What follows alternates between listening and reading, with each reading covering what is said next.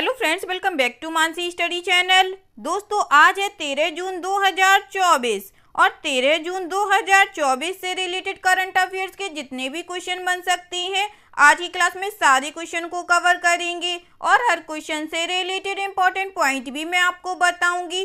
तो आप लोग पूरा क्लास बहुत ध्यान से देखिएगा। और दोस्तों, ये क्लास आपकी मॉर्निंग सुबह 7 AM पे डेली लाइव आती है। आप सभी लोग सुबह 7 बजे इस क्लास के लिए तैयार रहा करिए।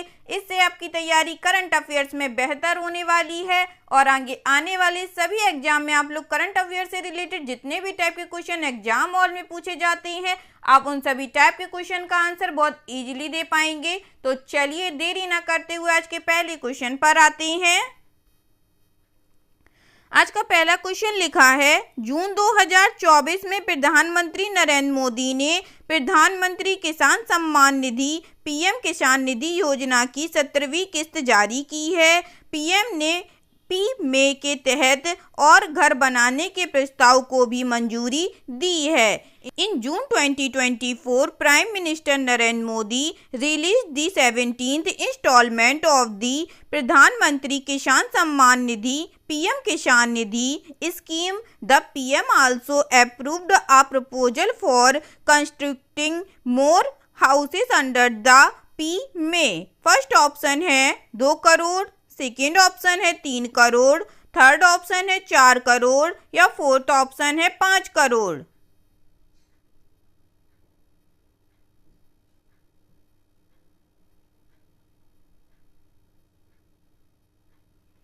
जल्दी से बताइएगा दोस्तों, इस क्वेश्चन का राइट आंसर क्या हो जाएगा। इस क्वेश्चन का जो राइट आंसर हो जाएगा फ्रेंड्स, वह है हमारा ऑप्शन नंबर बी 3 करोड़। चलिए इससे रिलेटेड इंपॉर्टेंट पॉइंटों को पढ़ते हैं। प्रधानमंत्री नरेंद्र मोदी ने प्रधानमंत्री किसान सम्मान निधि योजना की 17वीं किस्त जारी करने पर हस्ताक्षर कर दिए हैं। इस कदम से 20,000 करोड़ रुपए से अधिक वितरित करके 93 मिलियन से अधिक किसानों को लाभ मिलेगा। पीएम किसान योजना की 16वीं किस्त 28 फरवरी 2024 को जारी की गई थी। ठीक है दोस्तों, चलिए आगे बढ़ते हैं और नेक्स्ट क्वेश्चन देखते हैं। नेक्स्ट क्वेश्चन लिखा है फ्रेंड्स, जून 2024 में केंद्र सरकार ने राज्यों को हस्तांतरण तंत्र के तहत रुपए 1.39 लाख करोड़ रुपए से अधिक जारी किए। वित्त आयोग के फार्मूले के आधार पर केंद्र के कर राजस्व का कितना प्रतिशत हस्तांतरण तंत्र के माध्यम से राज्यों को दिया जाता है। In June 2024 The Union Government released over rate 1.39 lakh crore to the states under the devolution mechanism based on the Finance Commission formula. How much % of the center's tax revenue is given to the states through the devolution mechanism? First option है 25%, second option है 35%, third option है 41% या fourth option है 45%।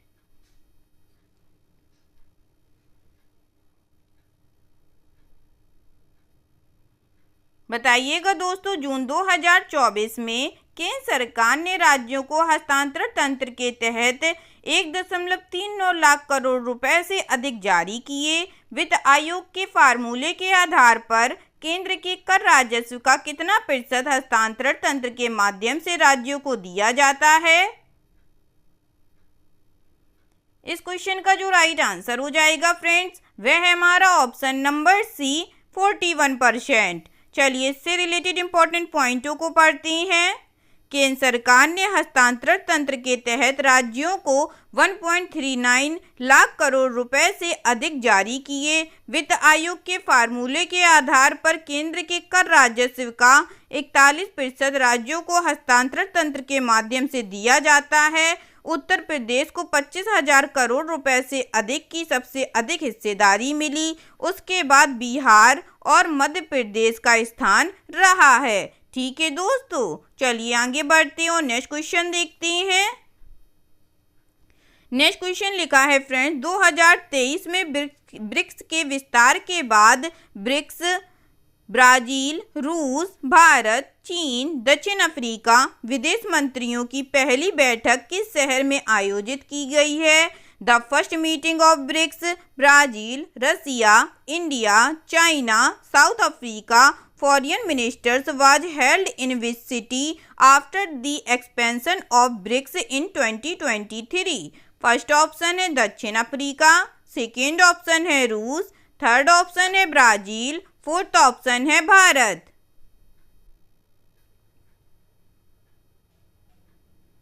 बताइएगा friends, 2023 में BRICS के विस्तार के बाद ब्रिक्स विदेश मंत्रियों की पहली बैठक किस शहर में आयोजित की गई है?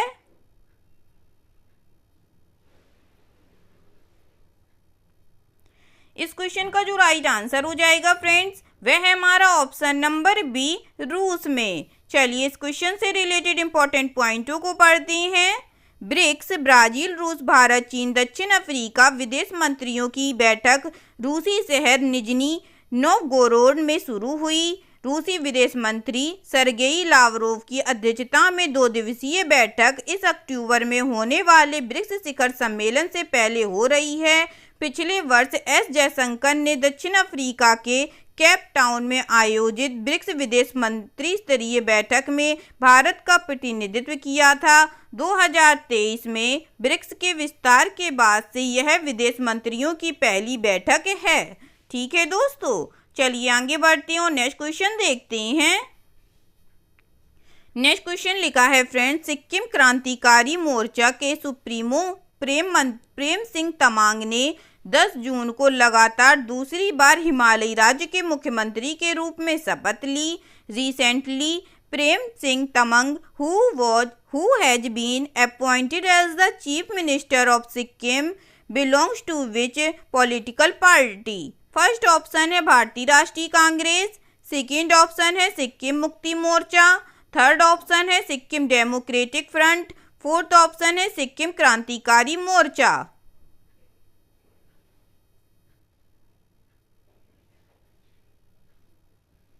जल्दी से बताइएगा दोस्तों, इस क्वेश्चन का राइट आंसर क्या हो जाएगा? इस क्वेश्चन का जो राइट आंसर हो जाएगा फ्रेंड्स, वह है हमारा ऑप्शन नंबर डी, सिक्किम क्रांतिकारी मोर्चा। ठीक है दोस्तों, चलिए इससे रिलेटेड इंपॉर्टेंट पॉइंटों को पढ़ते हैं। सिक्किम क्रांतिकारी मोर्चा सुप्रीमो प्रेम सिंह तमांग ने लगातार दूसरी बार हिमालयी राज्य के मुख्यमंत्री के रूप में शपथ ली। 56 वर्षीय राजनेता को राज्यपाल लक्ष्मण प्रसाद आचार्य ने गंगटोक के पलजोर स्टेडियम में आयोजित एक समारोह में पद और गोपनीयता की शपथ दिलाई। मुख्यमंत्री सहित 12 मंत्रियों ने भी शपथ ली। संविधान के अनुसार सिक्किम मंत्रिपरिषद की अधिकतम सदस्य संख्या 12 होगी। ठीक है दोस्तों, चलिए आगे बढ़ते हैं और नेक्स्ट क्वेश्चन देखते हैं। नेक्स्ट क्वेश्चन लिखा है फ्रेंड्स, भारतीय नौसेना की पहली महिला हेलीकॉप्टर पायलट कौन बनी है? Who has become the Indian navy first women helicopter pilot? First option है भावना कंठ, सेकेंड ऑप्शन है Anamika B Rajeev, third option है शिवांगी सिंह या फोर्थ ऑप्शन है अवनी चतुर्वेदी।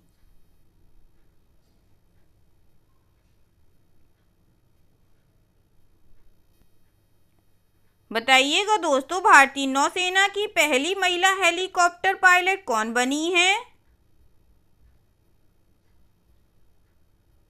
इस क्वेश्चन का जो राइट आंसर हो जाएगा फ्रेंड्स, वह है हमारा option number B, Anamika B Rajeev बनी है। चलिए इससे रिलेटेड इंपॉर्टेंट पॉइंटों को पढ़ते हैं। रानीपेट जिले के अरंकोडम में नौसेना वायु स्टेशन INS राजली में आयोजित पासिंग आउट परेड के दौरान सब लेफ्टिनेंट अनामिका बी राजीव भारतीय नौसेना की पहली महिला हेलीकॉप्टर पायलट बनी। पूर्वी नौसेना कमान के flag officer commanding in chief vice admiral Rajesh Pendharkar द्वारा कुल 21 अधिकारियों को प्रतिष्ठित गोल्डन विंग्स से सम्मानित किया गया। ठीक है दोस्तों, चलिए आगे बढ़ते हैं और नेक्स्ट क्वेश्चन देखते हैं। नेक्स्ट क्वेश्चन लिखा है फ्रेंड्स, किस संगठन को भारत में प्रतिभूति बाजारों के लिए विनियामक ढांचे को बढ़ाने में अपनी भूमिका के लिए द एशियन बैंकर द्वारा एशिया प्रशांत क्षेत्र में best conduct of business regulator पुरस्कार दिया गया है? Which organization has been given Best Conduct of Business Regulator Award in Asia Pacific by the Asian Banker for its role in enhancing the regulatory framework for securities market in India? First option है NABARD, second option है RBI, third option है PFRDA या fourth option है सेबी।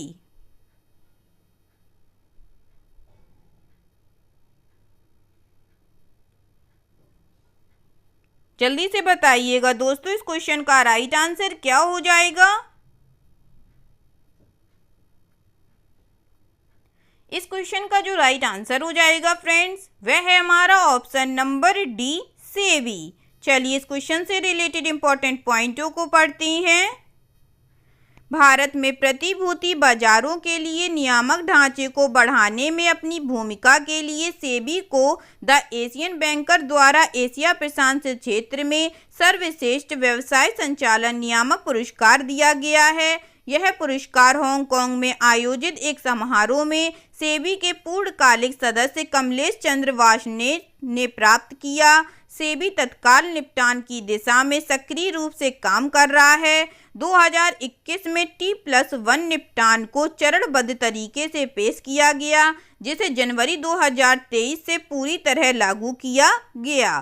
ठीक है दोस्तों, चलिए आगे बढ़ते हैं और नेक्स्ट क्वेश्चन देखते हैं। नेक्स्ट क्वेश्चन लिखा है friends, Heilbronn Neckar Cup 2024 ATP Challenger tennis tournament का पुरुष एकल खिताब किसने जीता है? Who has won the men's singles title of the Heilbronn Necker Cup 2024 ATP Challenger tennis tournament? First option है लिएंडर पेस, सेकेंड ऑप्शन है रोहन बोपन्ना, थर्ड ऑप्शन है सानिया मिर्जा या फोर्थ ऑप्शन है सुमित नागपाल।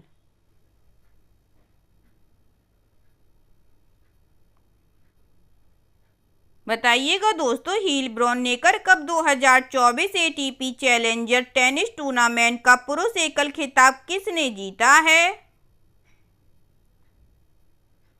इस क्वेश्चन का जो राइट आंसर हो जाएगा फ्रेंड्स, वह है हमारा option number D, Sumit Nagpal ने जीता है। चलिए इससे रिलेटेड इंपॉर्टेंट पॉइंटों को पढ़ते हैं। भारतीय पुरुष टेनिस खिलाड़ी सुमित नागपाल ने जर्मनी में Heilbronn Neckar Cup 2024 ATP Challenger tennis tournament में पुरुष एकल का खिताब जीता।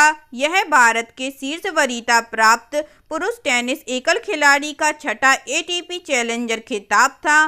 फाइनल में सुमित नागपाल ने स्विट्जरलैंड के अलेक्जेंडर रिचर्ड्स को 3 सेटों में 6-1, 6-5, 7-7, 6-3 से हराया। इस जीत से सुमित नागपाल की ATP रैंकिंग में सुधार होगा, जिससे वह 2024 ग्रीष्मकालीन पेरिस ओलंपिक के लिए पात्र हो जाएंगे। ठीक है दोस्तों, चलिए आगे बढ़ते हैं और नेक्स्ट क्वेश्चन देखते हैं। नेक्स्ट क्वेश्चन लिखा है फ्रेंड्स, मोटो GP इंडिया का आयोजन बुद्ध सर्किट ग्रेटर नोएडा गौतम बुद्ध नगर में से किया जाएगा। मोटो GP India will be held in Buddha circuit greater Noida Gautam Buddha Nagar from. First option है 2025 टू 2026, सेकेंड ऑप्शन है 2025 टू 2027, थर्ड ऑप्शन है 2025 टू 2028 या फोर्थ ऑप्शन है 2025 टू 2029।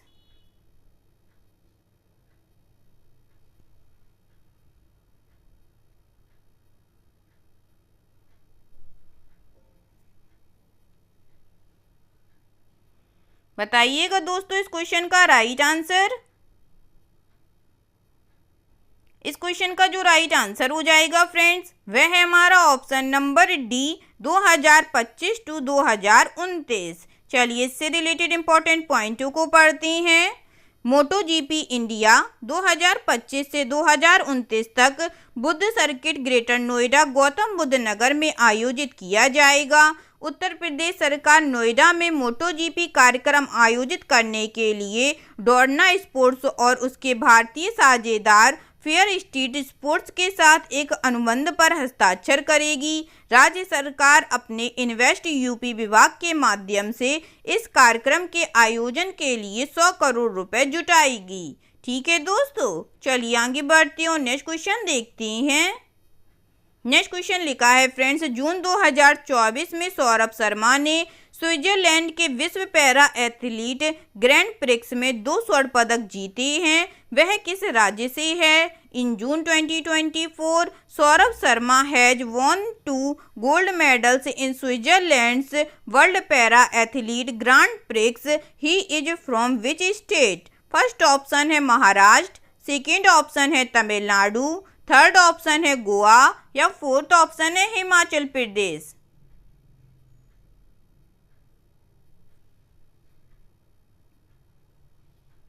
जल्दी से बताइएगा दोस्तों। जून 2024 में सौरभ शर्मा ने स्विट्जरलैंड के विश्व पैरा एथलीट ग्रैंड प्रिक्स में 2 स्वर्ण पदक जीते हैं, वह किस राज्य से हैं?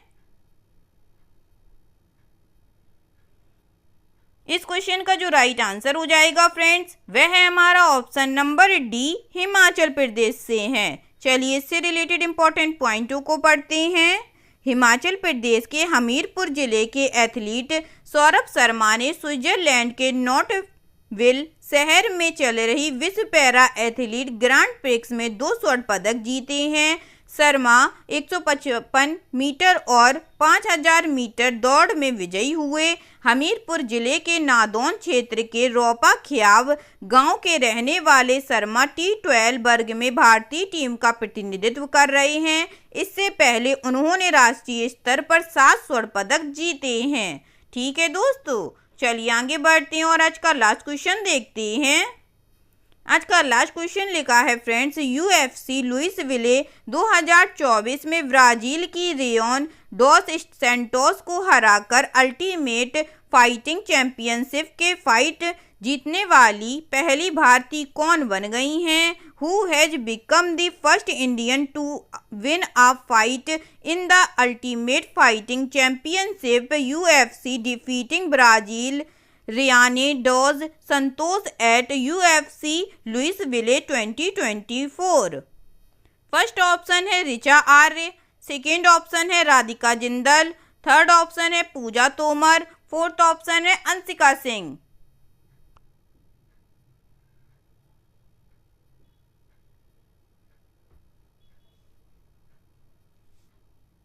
बताइएगा फ्रेंड्स। UFC लुइसविले 2024 में ब्राजील की रेयन डॉस सैंटोस को हराकर अल्टीमेट फाइटिंग चैंपियनशिप में फाइट जीतने वाली पहली भारतीय कौन बन गई हैं?